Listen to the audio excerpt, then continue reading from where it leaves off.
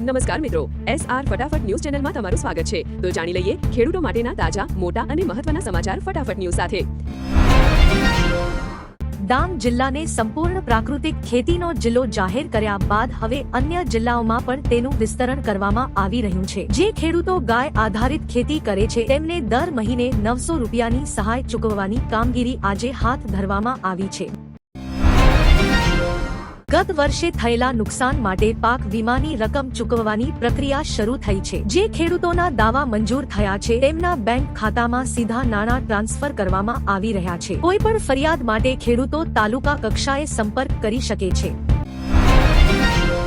તલાલા અને ગીરની કેસર કેરીની આવક માર્કેટમાં શરૂ થઈ ગઈ છે। આ વર્ષે મોર ઓછા આવવાને કારણે ઉત્પાદન ઓછું રહેવાની શક્યતા છે, જેને કારણે શરૂઆતમાં ભાવ ઊંચા જોવા મળી રહ્યા છે। સ્વાદ પ્રેમીઓ માટે આ સારા સમાચાર છે।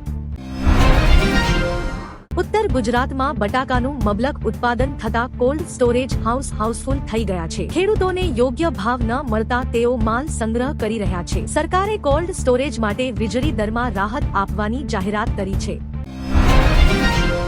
અમૂલ અને અન્ય ડેરીઓ દ્વારા દૂધના ખરીદ ભાવમાં પ્રતિ કિલો ફેટ દીઠ વધારો કરવામાં આવ્યો છે। પશુ આહારના ભાવ વધતા પશુપાલકો મુશ્કેલીમાં હતા, પરંતુ દૂધના ભાવ વધવાથી તેમને આર્થિક ટેકો મળશે અને પશુપાલન વ્યવસાય વધુ મજબૂત બનશે। આગામી ચોમાસુ સિઝન પહેલા રાજ્યમાં નકલી બિયારણ વેચતા તત્વો સામે કડક કાર્યવાહી શરૂ કરવામાં આવી છે। કૃષિ વિભાગની ટીમો દ્વારા વિવિધ જિલ્લાઓમાં દરોડા પાડીને સેમ્પલ લેવામાં આવ્યા છે। ખેડૂતોને માત્ર માન્યતા પ્રાપ્ત વિક્રેતાઓ પાસેથી જ બિયારણ ખરીદવા અપીલ કરાઈ છે।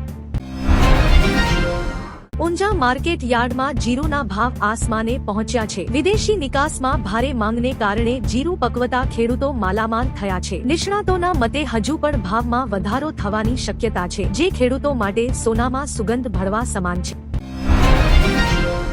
રાજ્યના વિવિધ જિલ્લા મથકોએ કૃષિ મેળાઓ યોજવાનું આયોજન કરવામાં આવ્યું છે, જેમાં આધુનિક ખેતીના સાધનો અને નવી પદ્ધતિઓનું પ્રદર્શન કરવામાં આવશે। ખેડૂતો વૈજ્ઞાનિક ઢબે ખેતી કરીને પોતાની આવક બમણી કરી શકે તે માટે આ એક સારો અવસર છે।